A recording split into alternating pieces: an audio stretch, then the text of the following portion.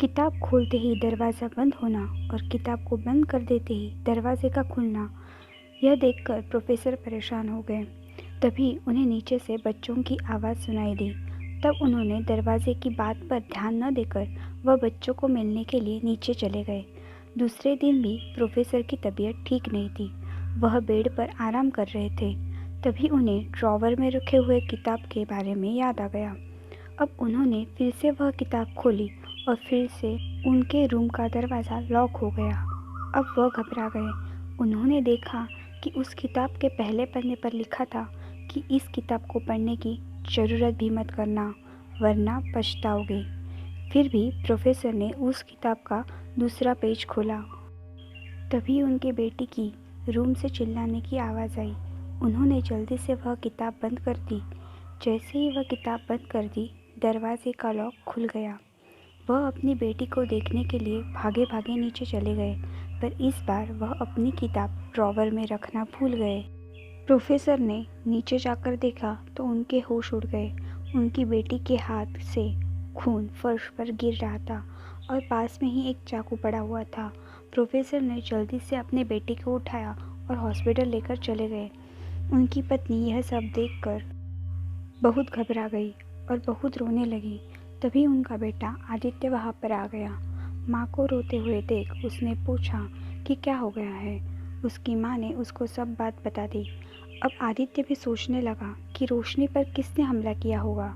तभी ज़ोरों से तूफान चलने लगा और प्रोफेसर के रूम में रखे हुए किताब के पन्ने अपने आप पलटने लगे। प्रोफेसर के रूम से अजीब सी आवाज़ आने लगी। यह कैसी आवाज़ है, ये जानने के लिए आदित्य प्रोफेसर के रूम की तरफ निकला। जैसे ही वो रूम में पहुंचा, तूफान और भी ज़्यादा बढ़ने लगा। सब चीज़ें इधर उधर होने लगी, सामान बिखरने लगा, खिड़कियों के शीशे टूटने लगे। तभी आदित्य ने देखा कि एक सारा सामान इधर उधर हो रहा है, पर टेबल पर रखी हुई किताब वैसे की वैसी ही थी। उस किताब से एक अजीब सी रोशनी आ रही थी। खुद को संभालते हुए आदित्य उस किताब के पास पहुंचा तो उसे लगा कि किसी ने उस पर कब्जा कर लिया हो, कोई उस पर हावी हो गया था। आदित्य ने उस किताब की ओर देखा तो पन्ने पर लिखा हुआ था, कहा था ज़रूरत भी मत करना। अब इस किताब को वहाँ ही रख दो जहाँ पर ये थी। आदित्य ने वहाँ पर ही टूटा हुआ एक शीशा उठाया और वह किताब लेकर अपने आप ही बेसमेंट में चला गया और वह किताब वहाँ पर ही रख दी जहाँ पर प्रोफेसर के पापा रखते थे। आदित्य फिर से वहाँ पर आया जहाँ पर उसकी माँ रो रही थी।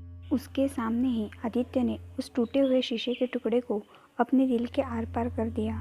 वह देखते ही उसकी माँ को दिल का दौरा पड़ गया और वहाँ पर ही उनकी मौत हो गई। थोड़ी देर में प्रोफेसर बहुत ही दुखी होकर हवेली के अंदर आए, क्योंकि उनकी बेटी की हॉस्पिटल में ही मौत हो गई थी। अब उन्होंने अपने पत्नी और बेटे को भी मरा हुआ देखा तो वो बहुत रोने लगे। जब वह अपने पत्नी और बेटे के पास गए तो उन्होंने देखा कि आदित्य ने अपने खून से फर्श पर लिखा हुआ था कि उस किताब को कभी हाथ मत लगाना। प्रोफेसर की एक भूल की वजह से उन्हें अपनी पूरी फैमिली खोनी पड़ी।